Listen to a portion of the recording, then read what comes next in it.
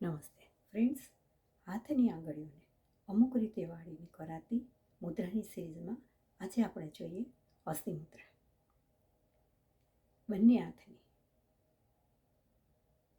3 આંગળીઓને આ રીતે અંગૂઠા સાથે જોડી આ મુદ્રા કરવામાં આવે છે, જેને હસ્તી મુદ્રા કહે છે. આ રીતે જોડી અને ફક્ત 2 મિનિટ ગોઠણ ઉપર હાથ રાખીને આ રીતે બેસવાથી હસ્તી મુદ્રા બને છે. આ મુદ્રા